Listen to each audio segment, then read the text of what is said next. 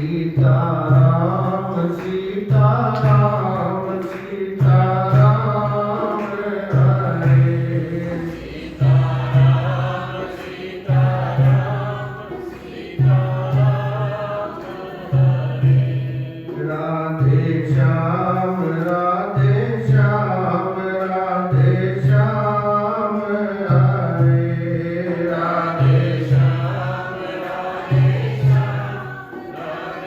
श्याम बोलो श्री कृष्ण भगवान की जय सियावर रामचंद्र महाराज की जय उमापति महादेव की जय पवन सुत हनुमान की जय बोलो वैष्णव संतन की बोलो वैष्णव भक्तन की बोलो श्री सतगुरुदेव महाराज की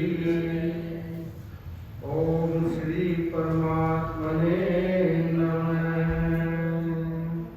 श्री भगवानुवाच एवं विधे ज्ञानमये सुखात्मके कथं भवो दुःखमये प्रतीयते अज्ञानतो अध्यासवशात् प्रकाशते ज्ञाने विलीयेत विरोधतक्षणात्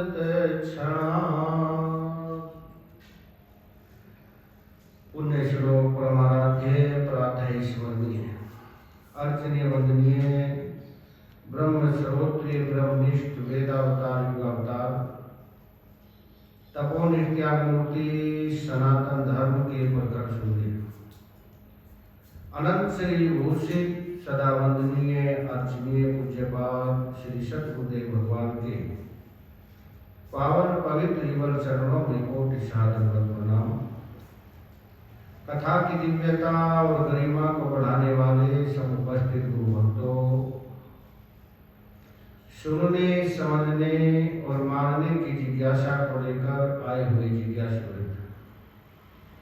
परम सम्मानीय कौशल्या सुमित्रा अनुसुईया सावित्री स्वरूपा श्रद्धामयी माताओं बहनों तथा महाराज भगवान की असीम महती महान विशेष विशिष्ट कृपा के फलस्वरूप हम सभी इस पावन पवित्र स्थान में बैठ करके जो देवताओं के लिए भी दुर्लभ है वो सुलभ हो रहा है और यहाँ पर अनेक ब्रह्म ज्ञानी महापुरुष तपस्वी वीतरागी इस स्टेज पर आकर के विराजमान हुए हैं। उनके चरण पकड़ पड़े हैं, वहीं पर ही उनके कीटाणु हम सबके अंदर है। रामकृष्ण परमहंस जी कहते थे वैसे तो मैं अकेले भी भजन कर सकता हूँ, परंतु हुक्का पीने वाले जानते हैं 5 साथ इकट्ठे होते हैं तो बड़ी बात होती है। तो सब भक्तों का और संतों का यहाँ पर इतना शुभ वातावरण है कि वृत्ति अपने आप बनती है। सोच के कुछ आते हैं और निकलता कुछ है। क्यों? अपने पुरुषार्थ से अपनी मेहनत से नहीं निकलता, ये महापुरुषों की कृपा है। वे अपने आप ही निकलवाते चले जाते हैं। कई बार मैं सोचता हूँ, मैं सोच के भजन कोई आता था, युक्तियाँ कोई हो जाती है कोई। कारण क्या है? ये महापुरुषों का कृपा है, उनका प्रसाद है इस स्थान पर। और ये सिद्ध पीठ है और उसमें भी सिद्ध पीठ में भी देखो माता जी और पुरुषोत्तम जी। आज माता जी का भी है ना, आज ही है निर्वाण दिवस, क्योंकि निर्वाण को ही प्राप्त है। शरीर तो कभी माना ही नहीं उन्होंने, आज हमारा विनाशी है। कितनी आप लोग तो मुझसे भी ज्यादा जानते हो कितनी मेहनत की, घर से बुला बुला के लाते थे। उनको क्या स्वार्थ था? अच्छे काम है। चलो बच्चों को गीता जी पढ़ो, तुम आओ चौपाई पढ़ो, आओ कुछ प्रोग्राम करो। आज जो कथा में नहीं आई सबको बुला दी थी ना। उनका कुछ संतों का स्वभाव होता है अच्छे कार्य पे लगाना, अच्छी जगह लगाना, और जो अच्छी जगह लगाएंगे वो अच्छी जगह अपने आप ही जाएगा। वो से सोचते इनको क्या है मतलब, इनको भी कहते क्या मतलब है इनको, ये कथा करो, संतों को बुलाओ, ये करो वो करो। ये बहुत जरूरी है। जो भगवान का कार्य करते हैं ना, भगवान उनको अपना प्रेम देता है, निष्ठा देते हैं, अपने आप की प्राप्ति करा देते हैं। मोहब्बत के लिए कुछ खास दिल मखसूस होते हैं। ये वो नगमा है जो हर साज पे गाया नहीं जाता। अपने लिए तो पशु भी जीते हैं, पशु भी खाते हैं, हम भी खा लेते हैं, पशु भी सोते हैं, हम भी सो लेते हैं, पशु भी 2-4 बाल बच्चे हो जाते हैं, हमारे भी हो जाते हैं।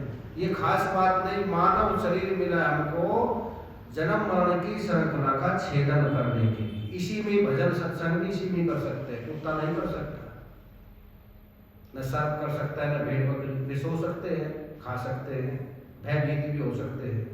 तो मनुष्य शरीर में ही मिल सकता है। उसी कार्य को कर रहे हैं, उसको कहते हैं सौभाग्यवत, भाग्यवान श्रोता भरन। हमारे महाराज बोलते हैं भाग्यवान। क्यों भाग्यवान हो? आप भगवान के लिए यहाँ पर बैठे हुए हो। तो कल आप सभी ने बड़ी श्रद्धा भक्ति पहले माता जी को एक बार मन ही मन सभी प्रणाम कर देते हैं लीला माता जी को, उसके बाद कथा प्रारंभ करते हैं। कल आप सभी ने श्रवण किया, लक्ष्मण जी ने पूछा है कि ये संसार कहते हैं आप या परमात्मा ही परमात्मा है, आनंद ही आनंद है, ये दुख रूप क्यों प्रतीत होता है? कहते हैं कारण इसका है एक तो मोह और एक अभिमान। और आज बताते हैं इनकी निवृत्ति हो जाए तो उसका उपाय बताते हैं। क्या उपाय है? और 8 बताते हैं इस श्लोक में। सबसे पहले ये विद्या है, सबसे श्रेष्ठ है, इससे श्रेष्ठ कोई विद्या नहीं है। और ज्ञान सो ज्ञानड़ी ब्रह्म ज्ञान सो ज्ञान, जैसे गोला तोप का करता जाए मैदान। तोप का गोला जहां पड़ता है क्या करता है? मैदान कर देता है। मकान पर भी गिर जाए मकान नहीं छोड़ता। तो ऐसा ये ब्रह्म ज्ञान है। और ज्ञान है ज्ञानड़ी के समान थोड़ा। और ब्रह्म ज्ञान सो ज्ञान, जैसे गोला तोप का करता जाए मैदान। तो सबसे पहले कहते हैं सबसे श्रेष्ठ विद्या है आत्मविद्या, सबसे श्रेष्ठ। आत्मज्ञानात् परम ज्ञानम न विद्यते, आत्मलाभात् परम लाभम न विद्यते, आत्मविद्यात् परम विद्या न विद्यते। इसके समान कोई विद्या नहीं है, ये सबसे श्रेष्ठ है। और गीता जी में भगवान कहते हैं 9वें अध्याय में आपने पढ़ा होगा, राज विद्या राजगुह्यम पवित्रमिदम उत्तमम प्रत्यक्षावगमम धर्मम सुसुखम कर्तुम अव्ययम्। यहाँ पर और तरह से बता रहे हैं, यहाँ पर थोड़े मत भेद है, क्योंकि भेद कहीं नहीं है। आप गाड़ी चलाओ 2 ही मोड़ आते हैं, लेफ्ट और राइट, तीसरा तो कोई आता नहीं। कोई भी ग्रंथ उठा लीजिए, उसमें क्या मिलेगा? एक माया, एक ब्रह्म, एक जीव, एक जगत।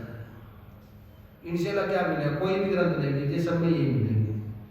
अलग से तो कोई बात, हाँ युक्ति अलग हो सकती है, श्लोक अलग हो सकता है, पर भाव सबका एक ही होगा। श्लोकार्धेर भविष्यामि यदुत्तम ग्रंथ कोटि भी ब्रह्म सत्यम जगन मिथ्या जीवो ब्रह्मेव नाम है।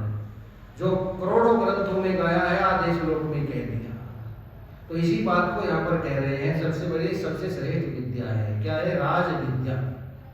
राज विद्या में राजों की विद्या नहीं है, सबसे श्रेष्ठ। जैसे पक्षियों में, पक्षियों का राजा कौन है? उसको बोलते हैं पक्षी राज, गरुड़ जी को। और देवताओं के राजा को बोलते हैं देवराज। तो इसी प्रकार ये राज विद्या है, सबसे श्रेष्ठ विद्या। इससे श्रेष्ठ विद्या कोई नहीं है। और ये विद्या ठहरती कहाँ है?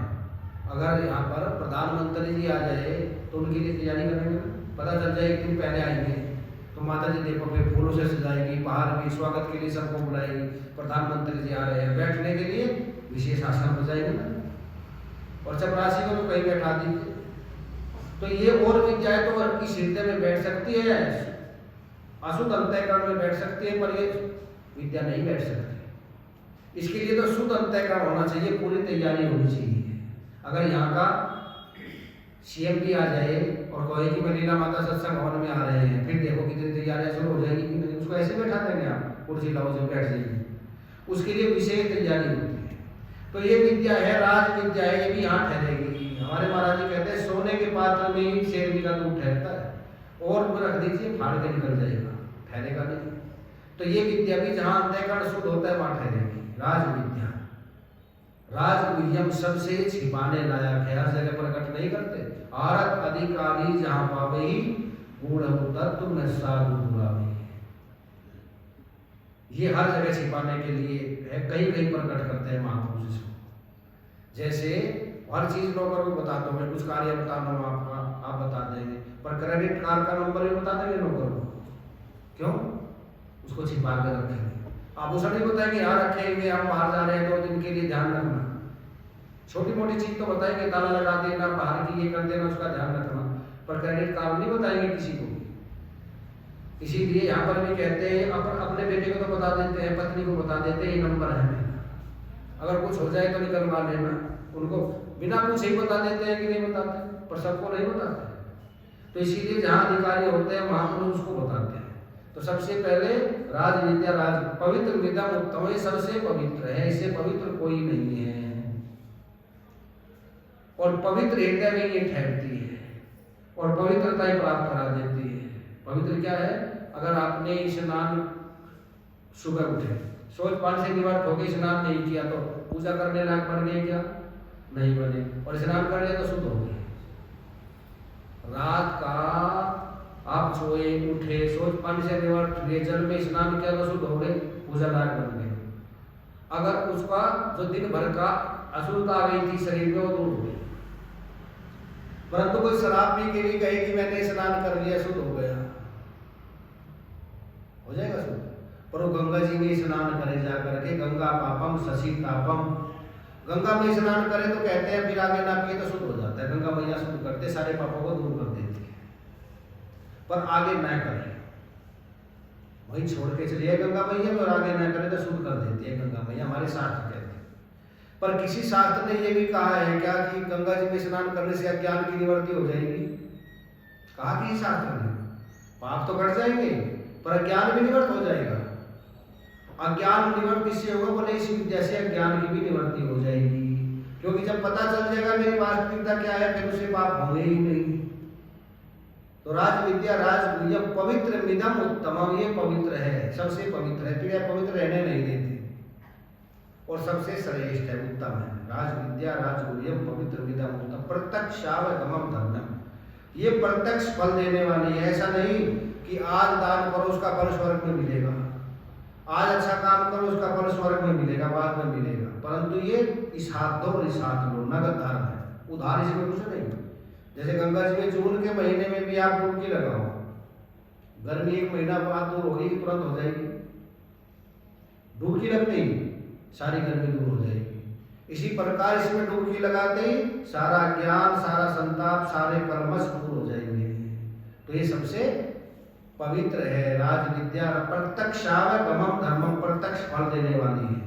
बस इसमें करना कुछ नहीं, जान लेना है, और जान गए समझ गए फिर झगड़ा क्या, समझे हुए को धारण कर ले, बाकी जगत का रगड़ा क्या। समझ लिया मैं निर्विकार हूँ, असंग हूँ, अखंड हूँ, एक रस हूँ, अनादि हूँ, अनंत हूँ, और मैं निर्विकार होते हुए भी ये चिदाभास की वजह से ये इसमें भासता है। चेतन का चिदाभास जानते हो? चेतन का आभास, चेतन का प्रतिबिंब। तो लक्ष्मण जी पूछते हैं चेतन का प्रतिबिंब पड़ता है क्या? जब निराकार है, निराकार का प्रतिबिंब पड़ता है। आकाश है, आकाश का प्रतिबिंब पड़ता है।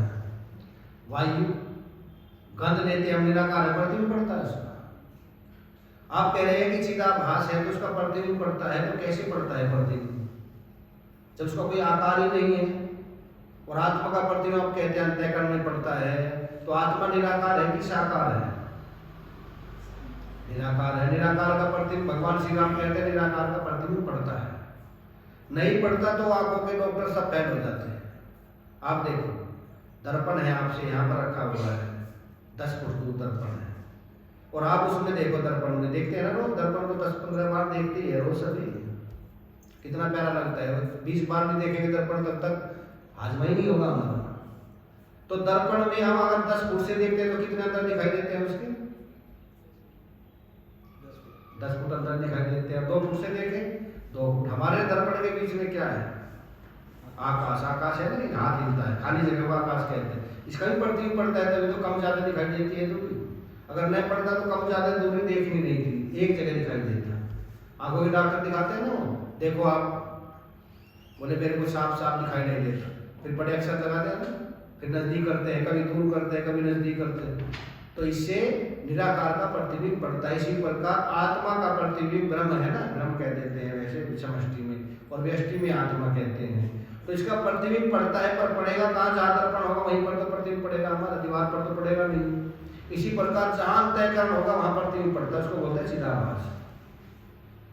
तो ये चिदाभास का ठीक ठीक जब ज्ञान हो जाता है, मैं अलग हूँ या आभास अलग है, ये दिखाई देता है। जैसे अपनी छाया, अपने शरीर की छाया पड़ती है ना, तो वो दिखाई देती है। इसी प्रकार ये वास्तविकता नहीं है। वास्तविकता तो वो है जिसका बिंब है, प्रतिबिंब वास्तविकता नहीं होता। बिंब वास्तविक होता है कि प्रतिबिंब वास्तविकता होती है। तो बिंब की वास्तविकता होती है, यहाँ पर इसी को बताते हैं। ये क्या है? प्रत्यक्ष है। जब इसको समझ लेते हैं कि ये मेरा प्रतिबिंबित शरीर है, उसके प्रति हमारी आसक्ति होती है क्या? आप जा रहे हो रास्ते से और मॉल में, और वो कर रहा है सफाई अपने शीशे की, हमारा प्रतिबिंब पड़ रहा है, उसने उसको पानी डाला, हम उसके साथ लड़ाई करेंगे क्या? मेरे प्रतिबिंब पर तुमने पानी क्यों डाल दिया? हम जानते हैं वो अलग है और मैं अलग हूँ। जैसे प्रतिबिंब शरीर से कोई आसक्ति नहीं होती। छाया शरीर है हमारा, जा रहे हैं और छाया पे किसी ने पैर रख दिए, लड़ाई करते हैं उसके साथ, जानते हैं हमारी छाया है, मैं नहीं हूँ। और स्वपन में किसी के साथ झगड़ा हो गया, उसके साथ लड़ने जाएंगे क्या? सोचेंगे ये स्वपन शरीर है, मैं नहीं हूँ। इसी प्रकार ये स्थूल शरीर भी मैं नहीं हूँ, ये मेरी छाया है। माया छाया एक सी, तुलसी लखी न जाए, बिन मांगे पीछे बड़े, मांगी भागी जाए। तो ये प्रत्यक्ष है, बस समझ लीजिए, इसको करना कुछ नहीं है। पर अब बिना समझे दुखी हो रहे हैं। समझ गया फिर झगड़ा क्या? वेदांत में करना कुछ नहीं। जब कर्ण अपने को राधे समझता था, क्या समझता था?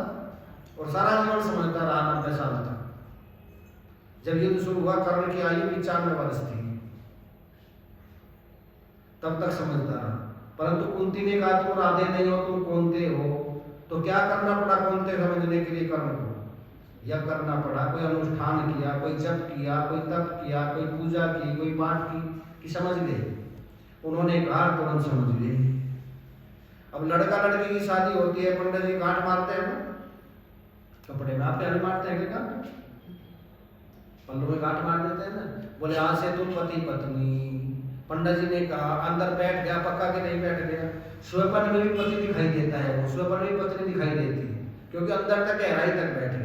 पर ये नहीं बैठता कि सच्चिदानंद ब्रह्म है, क्योंकि ये विद्या ठहरेगी जहां तय करना शुरू होता है वहां ठहरेगी, और वो तो कहीं भी पक्का हो जाएगा। तो इसीलिए यहाँ पर कहते हैं कर्ण को समझा तू कौनते हैं, राधे नहीं है। तो अपने को क्या मान गए? मैं कौनते हूँ। क्या करना पड़ा उसको कौनते बनने के लिए? कुछ नहीं पढ़ना पड़ा, समझ गए। वेदांत में भी समझ रहे हैं, करना कुछ नहीं, न कुछ छोड़ना है, न कहीं भागना है, न कहीं त्यागना है, बस समझना है। जैसे 10 लड़के समझ बैठे थे ना अपने को, पिकनिक मनाने जा रहे थे एक नदी पार की। एक ने कहा गिन लीजिए हम 10 के 10 है क्या नहीं, गिनते हैं ना, जैसे ये प्रकाश ले जाते हैं ना, यात्रा में ले जाते थे, सब वो गिनते थे। पूरे हो गए, हम 40 के 40 पूरे हो गए, चलो नहीं हुए कौन रहेगा देखो। तो गिनने लग गए, बोले 1 2 3 4 5 6 7 8 9 तक गिने, अपने को नहीं गिने। जब अपने को नहीं गिने तो रोने लगे, हमें से एक डूब गया। दूसरे ने गिना, उसने भी, तीसरे ने भी। रो रहे तो उधर से एक महापुरुष आ गए, उन्होंने पूछा बच्चे क्यों रो रहे हो? बोले गुरुजी हम आए थे 10 9 रह गए, एक डूब गया। गुरुजी ने देखा है तो ये 10 बन के दिमाग में बैठ गया। बोले अगर मैं आपको 10 बना दूं, बोले आपकी बड़ी कृपा होगी, आपके सदा गुण गाएंगे, आपके चरणों की सेवा करते रहेंगे, हमको 10 कर दीजिए। बोले लाइन में खड़े हो जाइए। लाइन में खड़े 1 2 3 4 5 6 7 8 9 10वां तू है। जोर से उसके तपस लग रहा। खुश हो गए गुरुजी, आपकी कृपा से हम 10 हो गए। कितने थे? 10 तो पहले से ही थे, भूल से अपने को कितने समझे हुए थे? 9 समझे हुए थे। यही हाल हमारा, भूल से जीव माने गए शुद्ध सच्चिदानंद ब्रह्म। स्वामी विवेकानंद जी इस दृष्टांत को हर जगह देते थे, अमेरिका में भी जाके दिया उन्होंने। एक शेरनी ने बच्चे को जन्म दिया, मर गई, वो भेड़ों में पल रहा था, अपने को भेड़ समझ लेता और साथ रहता था। एक दिन एक शेर ने आक्रमण किया, वही भागा उनके साथ में, शेर ने उसको पकड़ा। बोले तुम शेर हो? नहीं नहीं मैं तो भेड़ हूँ। बोले नहीं तुम शेर हो? नहीं मैं तो भेड़ हूँ। उसको कुएं पे ले गया, प्रतिबिंब दिखा, देखो जैसा मेरा शरीर ऐसा ही तुम्हारा, ऐसे ही तुम गर्जना करो। बार बार समझा, जब उसने गर्जना की अपने क्या समझा, मैं शेर हूँ। जब भेड़ समझता था तब क्या था? जो समझे सो आप है, नहीं समझे सो आप, बिन समझे से होते बीच काल संताप। बीच में दुखी है, ना समझी से दुखी है नहीं। प्रत्यक्षाय गवम धर्म्यम, प्रत्यक्ष है ये ज्ञान। अपने आप को ठीक ठीक समझ लीजिए और ज्ञान की दृष्टि से देखिए। कौन से चक्षु से? ज्ञान चक्षु से। उत्क्रामंतम स्थितम वापी भुंजानम वा गुणान्वितम विमूढ़ा मानो पश्यंती पश्यंती ज्ञान चक्षु। गीता में भगवान कहते हैं मैं तुमको ज्ञान चक्षु देता हूँ। कितने चक्षु होते हैं? 3 चक्षु होते हैं, एक धर्म चक्षु, चर्म चक्षु और ज्ञान चक्षु। 3 है महाभारत में, एक अर्जुन है, एक दुर्योधन है, भगवान श्री कृष्ण। दुर्योधन देखता है चर्म चक्षु से, इन आंखों से, बस संसार ही दिखाई देता है उसको। यही है बस, खाओ पियो मौज लो, यावे जीवे सुखम जिरेत घृत्वा घृतम पीवेत भस्मीभूतस्य देहस्य पुनर्जीवनम भूत।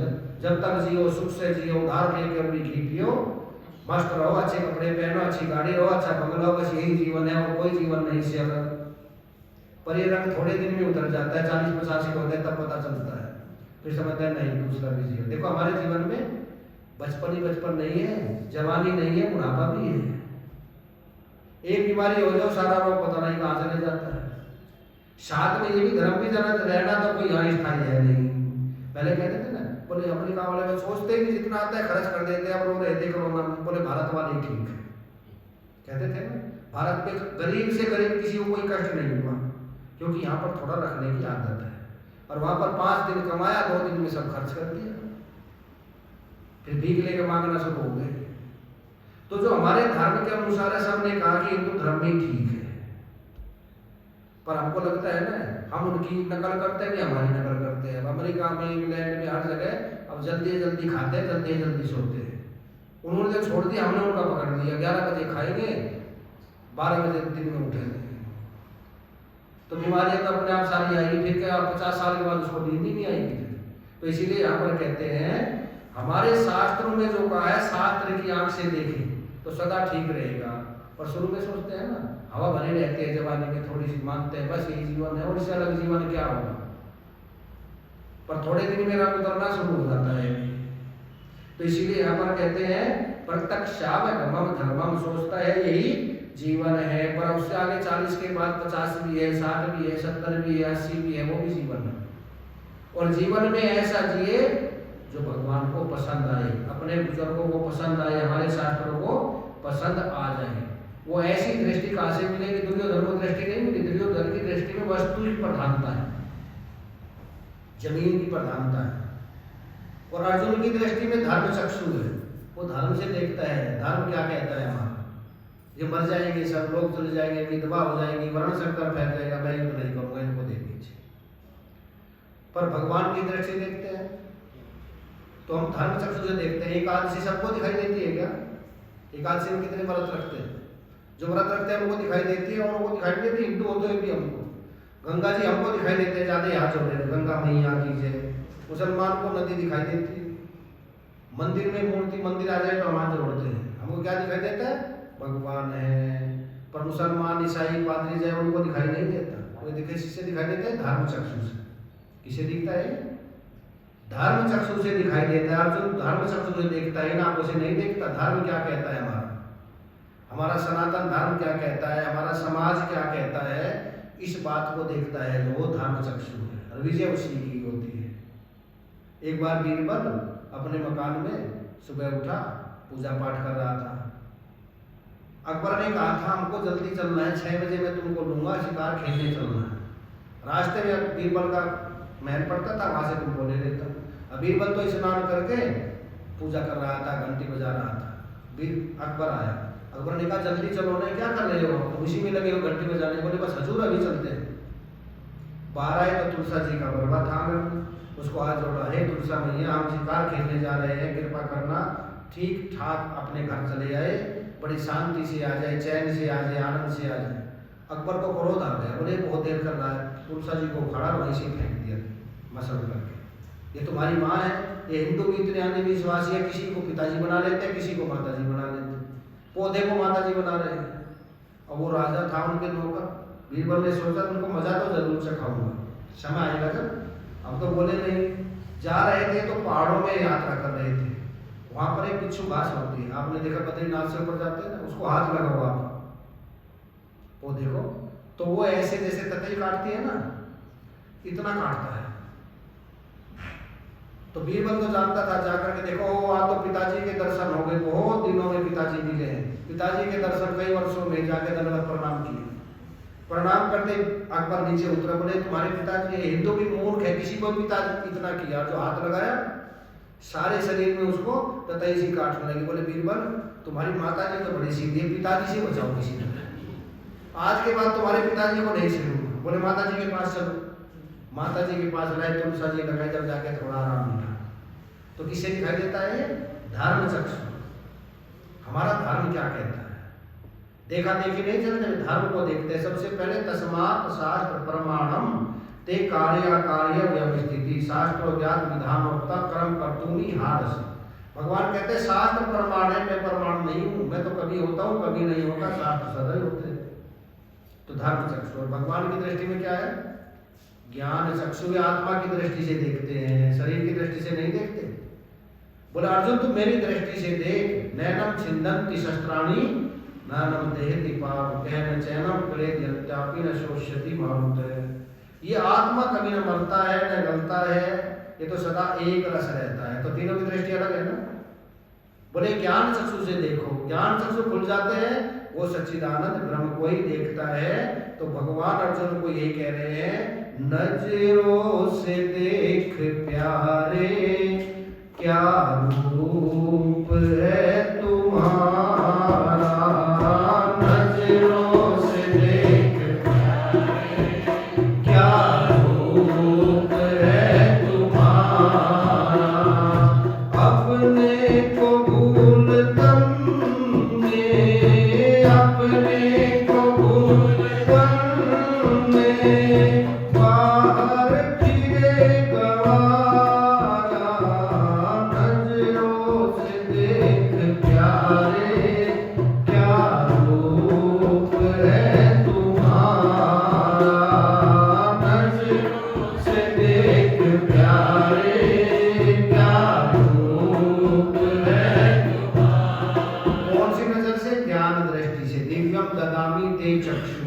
ज्ञान चक्षु से देखेगा तो अपना रूप ठीक ठीक पहचानेगा, और धर्म चक्षु से देखेगा या चरम चक्षु से, उससे नहीं पहचान सकता। तो भगवान कहता है मेरे साथ दृष्टि को मिला, अब मेरी दृष्टि से देखो, नजरों से देख प्यारे क्या रूप है तुम्हारा, नजरों से देख प्यारे क्या रूप है तुम्हारा, अपने को भूल तुमने, अपने को भूल तुमने, बाहर फिरे गवारा, नजरों से देख प्यारे क्या रूप है तुम्हारा, नजरों से देख प्यारे क्या रूप है तुम्हारा, कर में कंगन छिपाए, ढूंढने को दूर जाए, कर में कंगन छिपाए, ढूंढने को दूर जाए, दिल के समीप पाए, मन में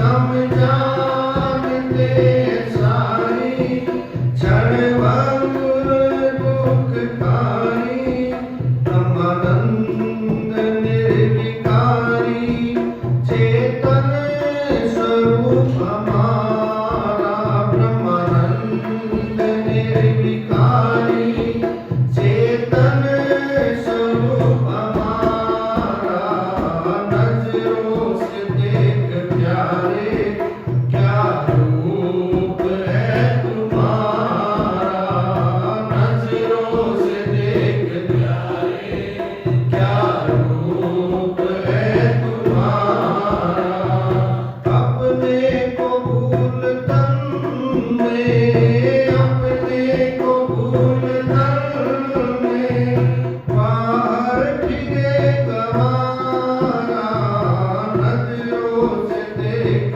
प्यारे क्या रूप है तुम्हारा नजरों से देख प्यारे क्या रूप है तो ज्ञान दृष्टि से देखे अपना वास्तविक स्वरूप है क्या कर में कंगन छिपाए ढूंढन को दूर जाए हाथ में क्या है कई बार हाथ में पेन होता है घड़ी बंधी हुई है कंगन हाथ में कंगन ही ढूंढ रहे हैं और कोई कहता है कि तुम्हारे हाथ में ही है ना तब आता है तो हाथ में ही है कई बार भूल जाते हैं ना चश्मा लगाइए चश्मे को ढूंढ रहे हैं चश्मा ऊपर लगा हुआ है क्या ढूंढ रहे बोले चश्मा ढूंढ रहे बोले तुम्हारे सिर हाँ तो चश्मा मिल गया चश्मा खोया था क्या पाया कैसो बावरा खोया कैसो कूर पाया खोया कुछ नहीं जो का तो मृग नाभि में कस्तूरी ढूंढे वो घास गंधी मृग नाभि में सुगंधी है सुगंधी कहाँ है उसके अंदर ही है नाभि में बसी है सुगंधी पर वो जानता नहीं बाहर ढूंढता है और सूखी गंदी घास में मुख मारता रहता है यहाँ मिलेगी यहाँ मिलेगी यहाँ मिलेगी तो आनंद तो है हमारे अंदर ही आनंद स्वरूप हम है पर ढूंढते बाहर है बाहर से मिलेगा और यही सबसे बड़ी नासमझी है और बाहर आज तक किसी को मिला ही नहीं वस्तु कहीं ढूंढे कहीं कहीं भी दिलागे हाथ कहे कबीर तब पाइए जब खोजी लीजिए साथ एक माता जी की हमारे गुरु सुनाते ना माता जी सोई खो गई घर में और ढूंढ रही थी बाहर रोड पर पूछा क्या ढूंढ रही हो कि मेरी सुई खो गई कहाँ खोई थी बोले घर में खोई फिर घर में ढूंढो बोले घर में अंधेरा है ना बाहर ट्यूबलाइट की रोशनी जल रही है शायद यहाँ मिल जाए मिलेगी कैसे जहाँ खोई है वहीं देखो आनंद यहाँ है बाहर नहीं है पर हम ढूंढते हैं भोजन में आनंद है कि भूख में है भूख में है ना आनंद भूख में सूखी रोटी भी अच्छी लगेगी भूख नहीं है 56 प्रकार का भोजन रख दीजिए कुछ नहीं होगा तो बाहर ढूंढते हैं इस आनंद को आनंद कहाँ है नींद में आनंद है कि जागने में आनंद है जब सोने का समय आए सारी चीज क्या लगती है एक रात दो रात नींद नहीं सारा आनंद कहाँ चला गया तो ये क्षणभंगुर जीवन की कलिका कल प्रात को जाने खिली न खिली मलियाचल की शुभ शीतल मंद सुगंध समीर चली न चली कलिकाल कुठार लिए फिरता तन नमर पे चोट झिली न झिली जपले हरि नाम हरि रस ना जाने अंत समय में हिली न हिली तो आनंद तो है अपने अंदर ही पर ढूंढते कहाँ यही हमारी ना समझे कि बाहर मिलेगा आज तक तो किसी को मिला नहीं जैसे मृग हिरण बस ढूंढता ढूंढता घास गंदी घास में मारता मारता मुख सारा जीवन बीत गया मिला नहीं मृग नाभि में कस्तूर सुगंधी ढूंढे वो घास गंदी दुनिया बड़ी अंती समझे नहीं इशारा महापुरुष इशारा करते हैं पर समझ में नहीं आता फिर भी वही ढूंढते हैं फिर भी पद से मिलेगा प्रतिष्ठा से मिलेगा इससे मिलेगा मिलने वाला आज तक किसी को नहीं मिला जिसको भी मिला यहाँ मिला है कहाँ मिला है दिल के आईने में तस्वीरें यार जब जरा गर्दन झुकाई देख ली है यार यहाँ खोजते नहीं हम खोजते हैं बाहर और परमात्मा बैठ गया आनंद लेके यहीं पर ढूंढ लीजिए मुझको पर इंद्रिया बहिर्मुखी है ना बाहर ही ढूंढ रहे हैं बाहर ही ढूंढ रहे हैं देखो जितना अपने सेंटर से हम दूर जाएंगे जितना बड़ा सर्किल होगा इतने अपने सेंटर से दूर हो जाएंगे कि नहीं अब सर्किल बढ़ाने में लगे हुए हैं ना हमारा सर्किल बढ़ जाए सर्किल बढ़ इतने अपने से दूर हो जाएंगे जितना सर्किल छोटा होगा इतना ही अपने पास आ जाएंगे पर ये बात 60-50 के बाद समझ में आते 50 से पहले नहीं आते 50 से वाले समझाए ना सकते हैं तो पागल है इनको क्या पता हमको मिलेगा इन्होंने ऐसे ढूंढा नहीं ना जैसे हम ढूंढ रहे हैं पर जब 50 के हो जाएंगे ना तब बताना बोले वही ठीक थे हमारे गुजर भी ठीक थे हमने ढूंढा हमको तो मिला नहीं कहीं भी ढूंढते हैं ना सर ढूंढता फिरता हूँ मैं इकबाल अपने आप को, आप ही गोया मुसाफिर, आप ही मंजिल हूँ। ढूंढ लो, मिलना तो कहीं है नहीं, जब भी मिलेगा यहीं पर ही मिलेगा। कहाँ मिलेगा? अंतर्मुखी सदा सुखी और बहिर्मुखी सदा दुखी। सदा दुखी रहेगा। अगर जिसको भी मिला उन्होंने यहीं पर ही देखा है, अपने आपे में आकर के प्राप्ति होती है। जैसे दूध के मंथन से मिलता है घी जतन से। तिलेषु तेलम ददनी सर्पिरापै, श्रोता श्रोता सु अग्नि। तिलों में तेल है पर मिलेगा कब? पेलने से। दही में मक्खन है पर उसको मिलाना पड़ेगा। परमात्मा अपने अंदर है, थोड़ा ढूंढना पड़ेगा। ढूंढो थोड़ा, पर ढूंढने में जल्दी करते हैं। बोले नहीं, कहीं नहीं, किसने परमात्मा देखा? कौन परमात्मा? ये बेकार ढोंग करते हैं, इनको क्या पता। ये लड़के हैं ना आजकल के, सोचते हम ही बुद्धिमान है, हमारे माँ बाप तो ना समझ है, इनको पता ही नहीं कुछ। हमको नेट से पता, ऐसे पता, कहीं घूम लो कुछ नहीं मिलने वाला। और भटक के फिर वही आएगा, सारी दुनिया का भटक करके वहीं आएगा। अपन को आप ही बिसरो, जैसे स्वान काश मंदिर में भ्रमति भूख मरो, वैसे ही गजपति शिला पर दस ननी आनी हरो। मरकट मुठी स्वाद नहीं पीले, घर घर अटंत फिरो। सूरदास नलिनी के सुगना तो वो कवन पको। अपन को आप ही बिसरो, अपने आप को अपने आप भूल गया और भूल करके दुखी हो रहा है ना समझी के कारण। तो यहाँ पर कहते हैं इस ना समझी को छोड़ करके एक बार अंदर आ, अपने अंदर देख। वो आनंद का आनंद, समुद्र का समुद्र अंदर ही बह रहा है। डुबकी लगा, और डुबकी लगाएगा तब मिलेगा। और डुबकी कहाँ लगाएगा? स्वामी रामतीर्थ कहते हैं प्रोफेसर थे और भारत में सबसे बड़े थे मैथ में होशियार। और कोई भी भाषा सीखने के लिए उनको 3 दिन लगते थे बस। जर्मन भाषा, इंग्लिश भाषा, ये और भाषा, उर्दू, फारसी, कम से कम उनको 14 भाषाओं का ज्ञान था। और 3 दिन से ज़्यादा नहीं लगाते थे, इतने बुद्धिमान थे। हम इतने बुद्धिमान है क्या? हम इतने होशियार है क्या? और उन्होंने जब प्रोफेसर थे तो उन्होंने संन्यास लिया। बोले मैंने को अपने आप की प्राप्ति करनी है, ब्रह्म विद्या प्राप्त करनी है। मनुष्य शरीर जिसने मिला उसको प्राप्त करना है मुझे। इस संसार के लिए नहीं आया, मैं आत्मज्ञान को प्राप्त करने के लिए आया। वे कहते थे महरू में हकीकत है, साहिल के तमाशाही। हम डूब के समझे हैं दरियाओं की गहराई। मैंने तो डूब के समझा है कितनी गहराई है यहाँ। तो इसीलिए यहाँ पर महापुरुषों ने जो दिया है, हमारे शास्त्रों ने, रास्ता तो वही ठीक है। पर भटक के जब तक धक्के नहीं खाएंगे ना तब तक समझ में नहीं आएगा। एक आदमी के ऊपर पैसे चाहिए थे और वो देता नहीं था, उसकी जेब में पैसे थे, उसको पता था इसके पास पैसे हैं। बोले मेरे पैसे दो। बोले पैसे तो नहीं देता, तुम कुछ और करा लो मुझसे। उसने कहा ठीक है, तुम 100 प्याज खा लीजिए। खाना शुरू किया। अब 100 प्याज कोई खा सकता है? 5 खाए, 10 खाए, 15 खाए, कोई छाले पड़ गए। बोले एक काम बड़ा मुश्किल है, दूसरा उपाय बता। बोले अच्छा 100 मिर्ची खा लीजिए। मिर्ची खानी शुरू की, 20-25 तक गए। बोले ये भी काम बड़ा मुश्किल है, दूसरा बताओ। बोले अच्छा 100 मुक्के खा लीजिए। बोले ठीक है। वो झुक गया और दनादन सी पीठ पे मुक्के मारने शुरू किए। 50-60 तक लगे। बोले ये भी काम मुश्किल है, लो अपने 100 मुक्के। मिर्ची भी खाई, प्याज भी खाए और मुक्के भी खाए। और फिर भी यही हाल हमारा है। जब प्याज नहीं खाएंगे, मुक्के नहीं खाएंगे, धक्के नहीं खाएंगे, तब तक समझने वाले है नहीं। मैंने घर घर धक्के खा लिए, बिन ज्ञान भरम नहीं टूटा। मैंने घर घर धक्के खा लिए, बिन ज्ञान नहीं टूटा। मैंने घर घर धक्के खा लिए, बिन ज्ञान भरम नहीं टूटा। मैंने घर घर धक्के खा लिए, बिन ज्ञान नहीं टूटा। बिना ज्ञान के भ्रम नहीं टूटेगा। और ज्ञान कौन सा? यही ज्ञान है।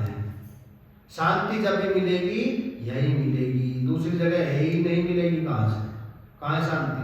भगवान के चरणों में या संतों के चरणों में यही मिलेगी वास्तविक शांति। जो सच्ची शांति तू चाहे चल संतों की हाट, मार्ग मिलेगा तुझको सच्चा, हो जाएंगे ठाट। और इसमें मिलेगी मनुष्य शरीर में। भगवान कहते हैं लक्ष्मण अगर चाहिए तो मनुष्य शरीर में मिल सकती है, क्योंकि भगवान ने 83,99,999 योनि पार करने के बाद दिया है मनुष्य। कितनी यात्रा की हमने, और इसमें इस ज्ञान की प्राप्ति हो सकती है। इसको बोलते हैं कंचन। कहते हैं ना कंचन काया। कंचन क्यों कहते हैं इसको? सोने को 10 बार तोड़िए, 10 बार दूसरा आभूषण बन सकता है कि नहीं बन सकता? और मिट्टी का घड़ा एक बार तोड़ लीजिए, दोबारा नहीं बनेगा।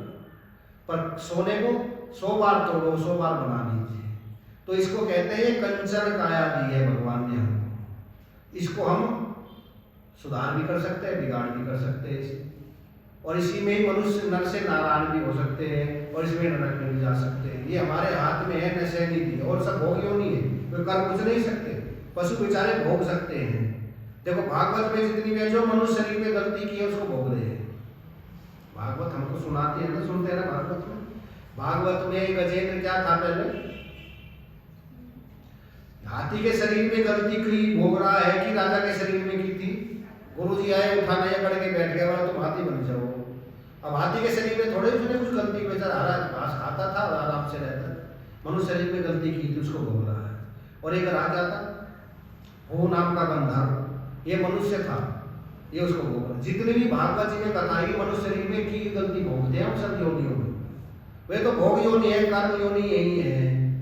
ये मिलता है मनुष्य शरीर और इसमें हम ऐसे खो देते हैं इसको। जो रास्ता मिला उसको तो भूल गए और भटक भटक के पता नहीं कितने पाप कर्म कमा कितनी योनियों को बिगाड़ के चले जाते हैं। तो इसी में ये भोग योनि नहीं है, कर्म योनि है। इसी में मोक्ष भी मिल सकता है, नीचे भी जा सकते हैं और ऊपर भी जा सकते हैं। इसीलिए क्या है, ये कंचन है। क्या कंचन मिली है, कंचन है गुरुदेव ये काया कंचन है, कंचन है गुरुदेव ये काया कंचन है। वंदन है ओ गुरुदेव चरण में वंदन है, वंदन है गुरुदेव चरण में वंदन है। जो पशु होती तो मैं नहीं होती, जो पशु होती तो मैं नहीं होती। चाहे जिंदगी कैसे गुजरती, चाहे जिंदगी कैसे गुजरती, पर कंचन है ओ गुरुदेव ये काया कंचन है, कंचन है ओ गुरुदेव ये काया कंचन है। वंदन है ओ गुरुदेव चरण में वंदन है, वंदन है गुरुदेव चरण में वंदन है। जब जब भी प्रभु तूने पुकारे, जब जब भी प्रभु तूने पुकारे, आन सकी मैं द्वार तुम्हारे, आन सकी मैं द्वार तुम्हारे। बंधन है ओ गुरुदेव जगत का बंधन है, बंधन है गुरुदेव जगत का बंधन है। कंचन है ओ गुरुदेव ये काया कंचन है, कंचन है गुरुदेव ये काया कंचन है। ये जीवन प्रभु कड़वानी में है, ये जीवन प्रभु कड़वानी में है। आपके चरणों में ही लीन है, आपके चरणों में ही लीन है। चंदन है ओ गुरुदेव मर्यादी चंदन है, चंदन है ओ गुरुदेव मर्यादी चंदन है। कंचन है ओ गुरुदेव ये काया कंचन है, कंचन है ओ गुरुदेव ये काया कंचन है। जीवन खेती कब जोतोगे, जीवन खेती कब जोतोगे। ज्ञान बीज प्रभु कब बोओगे, ज्ञान बीज प्रभु कब बोओगे। ज्ञान बीज प्रभु कब बोओगे, ज्ञान बीज प्रभु जीवन खेती कब जोतोगे, जीवन खेती कब। बंजर है ओ गुरुदेव ये खेती बंजर है, बंजर है ओ गुरुदेव ये खेती बंजर है। कंचन है ओ गुरुदेव ये काया कंचन है।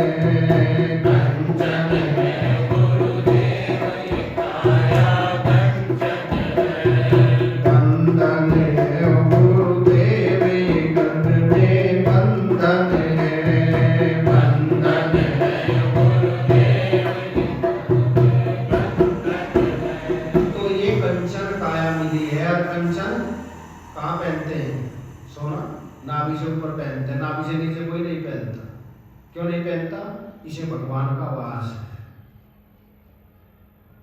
कोई कहे भी पैरों में पहन लीजिए, पहना देखा कोई पैरों में सोना होता? ऊपर ऊपर पहनते हैं, क्योंकि भगवान गीता में कहते हैं धातु नाम स्वर्णो अस्मि, धातु में मैं सोना हूं। तो जब भगवान का स्वरूप है तो यहाँ से ऊपर हम पवित्र रहते हैं, तो यहाँ से ऊपर ऊपर पहनते हैं नाभि से, क्योंकि ये कंचन है। कोई कहने लगे पैरों में, नहीं पैरों में नहीं पहन सकते, कंचन है, सोना है। तो इसको मनुष्य को, शरीर को भी इसीलिए गंदी जगह नहीं ले जा सकते, क्योंकि भगवान ने कंचन दिया है। ये सत्संग के लिए, सुमिरन के लिए, सेवा के लिए, अच्छे काम के लिए मिला है। जैसे रुकावट है, किसी को भी आप पहले देखा है कि कोई कहने लगे नहीं पैरों में पहनना पड़ेगा, बिल्कुल नहीं पहनेंगे, तो इसीलिए भी कंचन काया मिली है, भगवान ने दी है ना। ऐसी वैसी जगह ले जाने के लिए नहीं है, इतनी मुश्किल से, तो इतना तो हमने परिश्रम किया इसको प्राप्त करने के लिए, कितने पुण्य किए, जप किए, तप किए, पूजा की, पाठ की, तब तो मुश्किल से मिला है ये। और इसको ये ऐसी वैसी जगह नहीं ले जा सकते, कंचन दिया है भगवान ने। ये समझ करके अपने स्वरूप में चिंतन करें और भय सारा छोड़ करके, विद्याद्वयम भयम भवति, भय बिल्कुल नहीं रहता जब अपने स्वरूप में विराजमान होता। जो नहीं होता वो तो भय में ही जीता है, सदैव भय में ही जीता रहता है। और भगवान कहते हैं सबसे पहले शर्त भगवान ने भी रखी, यहाँ पर भगवान श्री राम भी रखते हैं। और भगवान श्री कृष्ण ने भी 16वें अध्याय में क्या कहा? सबसे पहले श्लोक, अभयम सत्व संशुद्धि ज्ञान योग व्यवस्थिति दानम दमस्य यज्ञस्य स्वाध्यायस्था पार्जुन। जो मेरा भक्त होता है, ज्ञानी होता है, वो उसको अंदर भय नहीं होता। और सच बताओ, हम भय में जी रहे हैं। हम किस में जी रहे हैं? सारे भय में जी रहे हैं। वेदांत की तरह सुनो, सत्संग सुनो, जन्मपति ले घूमते हैं, कभी राहु चल गया, कभी केतु आ गया मेरा, कभी काल सर्प आ गया, कभी ये आ गया, देखना जरा। पंडितों के पास राय लगी है ना, किसके कारण? भय के कारण। 99% उससे हम भयभीत है, जो हमारे जीवन में आना ही नहीं, होना ही नहीं। भयभीत है, कभी कैंसर ना हो जाए, कभी हार्ट अटैक ना हो जाए, कभी ये ना हो जाए, कभी वो ना हो जाए, भय में जीते। थोड़ी देर हो जाए बेटे पाने में मां सोते, कभी एक्सीडेंट ना हो जाए, सारा जीवन भय में बीत जाता है। और भय ज्ञानी को होता नहीं है। इसीलिए भय अगर दूर करना है तो या आत्मज्ञान से दूर हो सकता है, दूसरा कोई उपाय न था और न इसका हो सकता है। एक बार एक शेर, बारिश हो रही थी बहुत, तो एक कुम्हार का खाली पड़ा रहता है एक कमरा ऐसे कच्चा, उसमें बैठ गया। कुम्हार कुम्हारी को कह रहा था, देखो इतना डर शेर का नहीं जितना टपके का। टपके मतलब जब छत है ना थोड़ा गीली हो जाती है, टपकते हैं तो उसको टपका बोलते हैं। जितना डर टपके का इतना शेर का नहीं। शेर ने सोचा टपका मुझसे कोई बलवान होता है। सुबह हो गई, बारिश बंद हो गई। अब बारिश हुई तो कुमार ने सोचा अभी बारिश हुई है, गीली है मिट्टी, खोद करके लाने के लिए वो सोचा गधा बैठा हुआ है, उसने उसके ऊपर जो झोली होती है वो झोली डाली, और झोली डालते शेर ने समझा कि टपका आ गया, यही टपका है, और कान पकड़ के चला तो शेर उसके पीछे पीछे चल। जहां वो ले जाए मिट्टी भर रहा था, भरवाता रहा मिट्टी, चुपचाप मिट्टी भर के कुम्हार चलता रहा। तब तक थोड़ा अंधेरा ही था। दूसरे शेर ने देखा वो शेर मिट्टी ढो रहा है। बोले तो शेर होके मिट्टी ढोता है, बोले भाग जाओ यहाँ से, मैं तो फंस गया, तुम मत फंसना, ही टपका है। अब वो शेर व्रत शेर था, वो जानता था टपका किसको कहते हैं। बोले मूर्ख, टपका कुछ वस्तु नहीं होती। जब छत टपकती है ना, बारिश तेज हो जाती है, बहुत बूंद टपकती है तो उसको टपका बोलते हैं। बोला अच्छा, मैं तो सोचता टपका बहुत बड़ा बलवान होता। उसने गर्जना की, कुमार भाग गया, मिट्टी का उद्रेल करके तब छुट्टी। तो हम भी पता नहीं बिना बात डर रहे, जहाँ डरने की बात नहीं 100%, ये ना हो जाए, ये ना हो जाए, कभी ये हो जाए, कभी ये हो जाए, इसी से डरते डरते सारा जीवन बीत जाता है। और 99% बीमारी हमको है ही नहीं, फिर भी डरते हैं कि नहीं डरते? तो ये डर कहीं का है? अज्ञानता में डर। मैं नहीं कहता कि टेस्ट नहीं कराने चाहिए, जरूर कराओ, पर भय मत माने की चीज का। जो होगा प्रारब्ध पहले बनी, पीछे बना शरीर, तुलसी ये अफसोस है मन नहीं बांधे थी। एक ने कहा विपत्ति में धन काम आएगा, एक संत से पूछा, संत ने कहा अगर विपत्ति में धन काम आ जाए तो विपत्ति कैसी? विपत्ति में कोई ना आए काम, विपत्ति में कोई ना आवे काम। जिनका साथ लगे सुखदाई, झूठा सारा काम, विपत्ति में कोई ना आवे काम। जब विपत्ति आती है ना, अपनी छाया भी साथ छोड़ जाती है, तो विपत्ति में कोई आने वाला नहीं। तो प्रारब्ध पहले, नक्शा पहले बनाते हैं कि मकान? प्रारब्ध पहले बनी, पीछे ना तुलसी अफसोस है मन नहीं बांधे थी, पर मन नहीं मानता हमारा ये, सोचते नहीं नहीं प्रारब्ध कैसे बनी। तो प्रारब्ध और पुरुषार्थ पर कल आएगा, इसमें बहुत अच्छा प्रश्न, उस पर कल विचार करेंगे। प्रारब्ध क्या है, पुरुषार्थ क्या है, प्रारब्ध कहाँ तक काम करती है, पुरुषार्थ कहाँ तक काम करते हैं, दोनों पर विचार कल करेंगे। और सतगुरु